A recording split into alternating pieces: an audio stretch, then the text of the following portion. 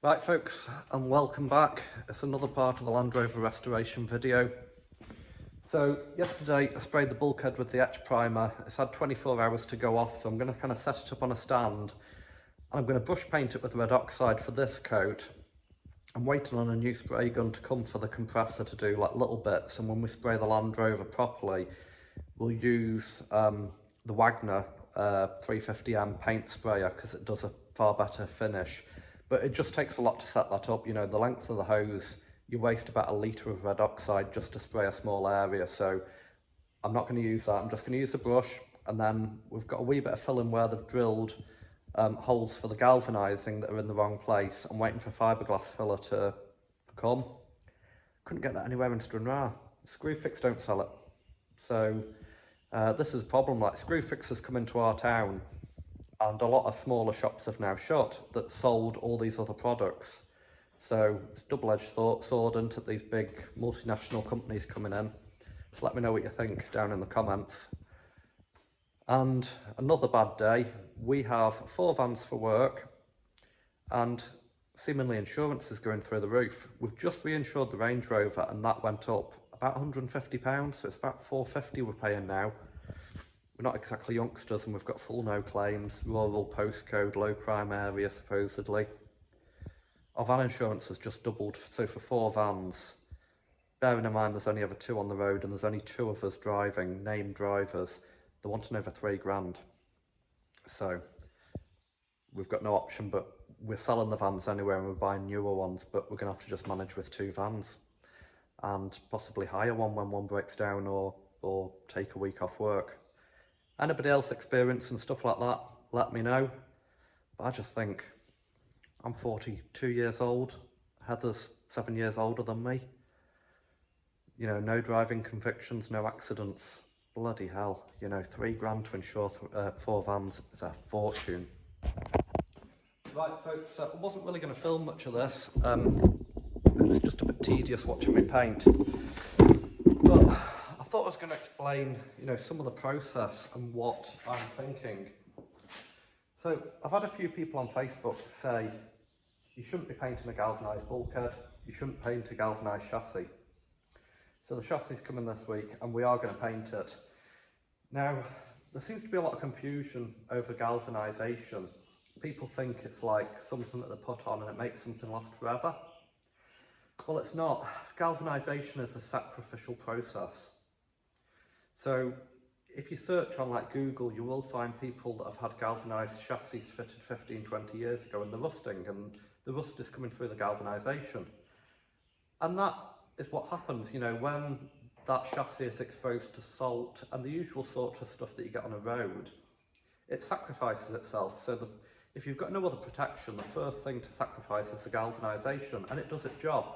So it sacrifices itself. Eventually the rust comes through. If you catch it soon enough, you sand it down, paint it. Now, red oxide primer is the same. Because of what's in red oxide, it's the oxide or whatever stuff. Anyway, that is a sacrificial primer. So that sacrifices itself, and it's one of these things, it's good to give it 2 or 3 coats, you know. But because this is galv, you can't just put red oxide on galv. So what we've had to do is we had to wash the bulkhead and degrease it. We then had to do it with the Mordant T-wash, leave it 24 hours for that to do its job. Then had to wash the salt crystals off. We've then waited a week. In between, we did the seam sealer just to make sure no moisture gets in those seams, because that's where stuff like this rots out from trapped moisture rather than really attack. So we've done it with seam sealer, let that set. Then yesterday we did it with etch primer. Me and Mitchell we just got etch primer in a rattle can to save setting the compressor up. So we've done it with etch primer, that's worked, so that's doing its job, that's etching it. And now we're doing it with red oxide. Now it's going to have at least 2 coats of red oxide. Doing the first one with a brush, like I said, and I just want to get quite a bit on, leave it for a week or 2 to dry. We'll give it a rub down any high spots, and then we'll give it another coat. Probably when we're doing the chassis, I'll give it a coat with a spray gun when we need to set the spray gun up. And then it'll probably have a grey primer because it's grey top coat that's going on. I've not got any grey oxide just now. I'll need to order some off like Paint Master. I'll see these big drums. I don't know if you can see. This bulkhead sitting on paint drums, trade paint. That's emulsion. But yeah, we'll probably give it a coat of like grey oxide. Might actually have some, I think. But, it might be a few years old, but it'll mix up fine. But yeah, grey oxide. And then what we're going to do, we're going to use some sort of stone chip on the footwells. So I'm going to kind of mask it up here. I'm going to stone chip inside and out the footwell area where it takes a lot of abuse. I've got some stuff coming, I can't remember what. I think it's Granny Flex or Graviflex. Drop it in the comments if you know.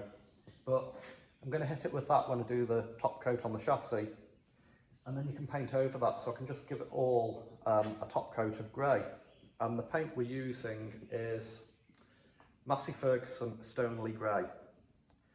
Few reasons for that. Heather says it's a trendy colour just now, that shade of grey. It's easy to get, it's easy to spray. I can spray the Land Rover myself. You'll always be able to get that paint. If that's sprayed nicely and then it gets bashed on the farm, I can touch it up with a brush, and it's a sort of paint, you know, it's a machinery enamel, so I can just touch it in. So for me that works, saves money, the paint's cheap, I can touch it up, you know, got to think of the future. Anyway, I'll get on and get some painting done. And I'm not Picasso, I do a lot of painting at work, it's just houses and stuff, you know, so. I'm definitely not no painter.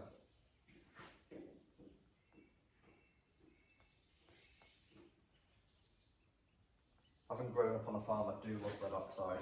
I think a lot of farmers do.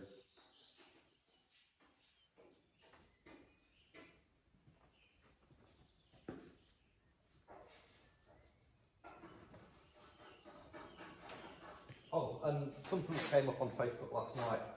Somebody noticed that this is a Puma bulkhead, not a 200 TDI bulkhead. Yep, well done, correct. They're totally correct. And they said it won't fit. They do fit, you just have to modify a few brackets and a few screw holes. It's just like the fuel filter location, and I need to cut a 1.5 inch hole where the loom goes through in a different location. For me, you know, this isn't a concourse rebuild, it won't be leaving this place, it's not going to shows. Quite happy that it doesn't have the vent holes here, because they always leak. Like I say, it's not concourse. If I wanted it to be concourse, I could have followed the old bulkhead and just modified this, but quite happy with it. And yeah, you know, stuff like fuel filter location, I think the holes are there, but we'll just tap them, and even if I have to spot weld a couple of nuts on, I'll just use some like Galvanized primer and it'll be grand. It's a lot better than what's on it. And it was a bargain price this was, so I can't give up a bargain, you know. So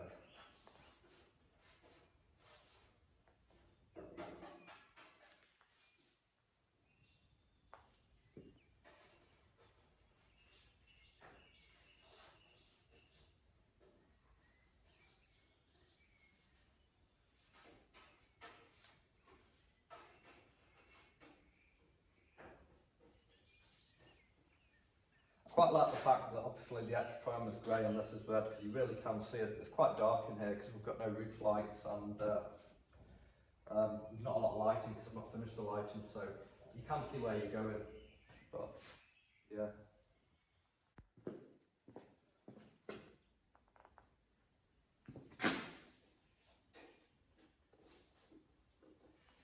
Now this Screwfix red oxide, actually on Screwfix's own website, it's got some pretty bad reviews.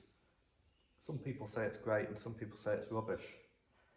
Now I think it's probably designed for putting on with a brush. It is a bit watery, but it's kind of self-leveling, there's no big runs, and you know, I think for the application it's for, if you were painting you know, it's being sold by a DIY shop, so you were painting an RSJ in a new build house with a brush, I think it'd be perfect. Obviously putting it into a spray gun, I think it'd need about 5% thinners. I think 10% would be too watery and it'd go dull, but I think it's pretty good. So that's my review of Screwfix no nonsense red oxide paint so far. We'll see how it dries by next weekend anyway.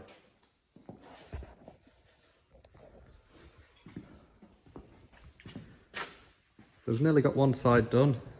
Obviously needs tipped up to get the underside of the footwells properly. And Heather's using a foam roller now to get all the flat surfaces and try and get it level. It's actually drying pretty well.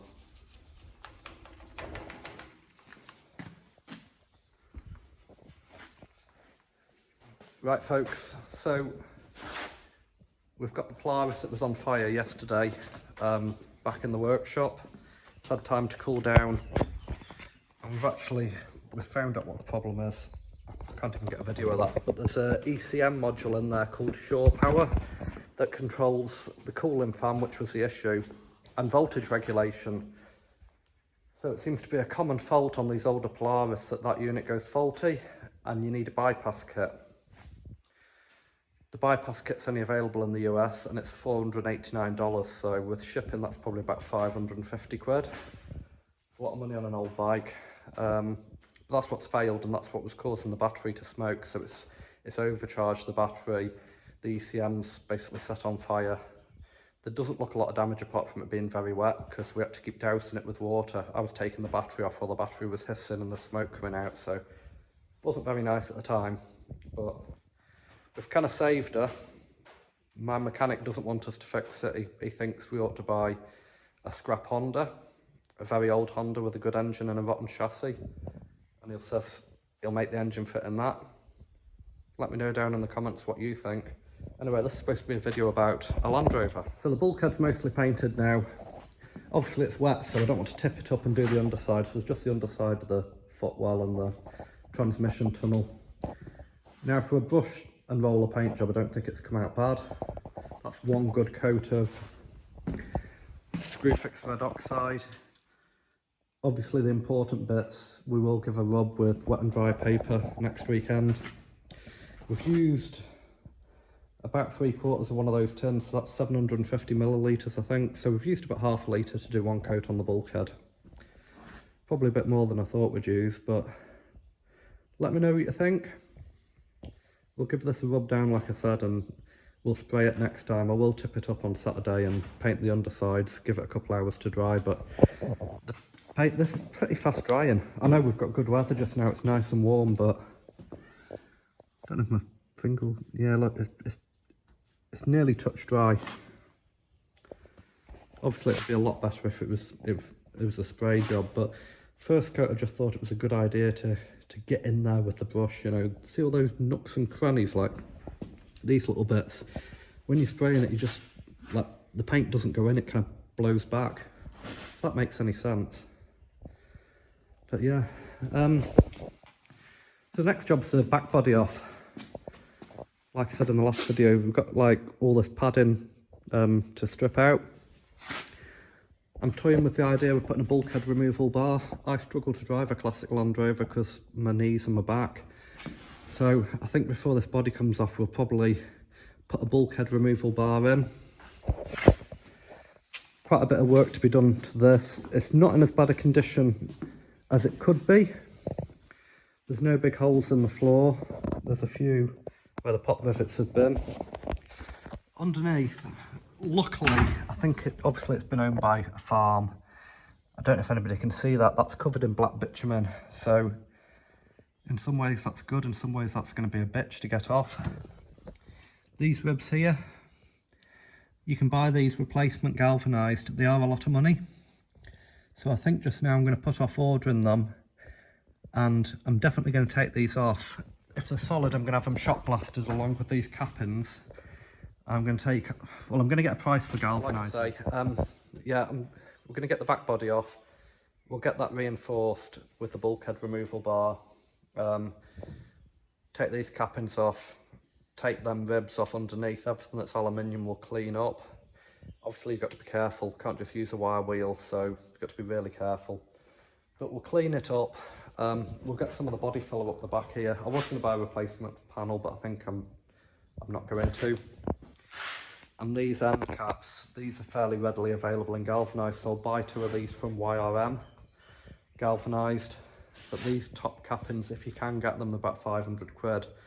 Mine are solid, apart from wee bits of rust on the welds. So like I say, probably going to drill the pop rivets out, get my mechanic Darren to shot blast some, probably pop them into Cumbernauld and get all these back bits galvanized. See what brackets come off. A lot of the brackets you can buy galvanized cheaply, but we'll see what we can do. Maybe get a load galvanized, and like I said before, we're going to start with the back body and the back axle on the rebuild when the new chassis comes in. So yeah, it's a lot of work in this, but it's moving forward. Luckily I've got a couple of guys that help me at a weekend that like motors, and they don't just like doing building stuff. They kind of fair dues to them. They know the way around a set of spanners just as well as I do, so you know, the help is appreciated. But anyway, if you've not done already, click that like, subscribe to get more notifications, and get notified of my upcoming videos, and drop us a comment. Any advice you've got on the Land Rover restoration.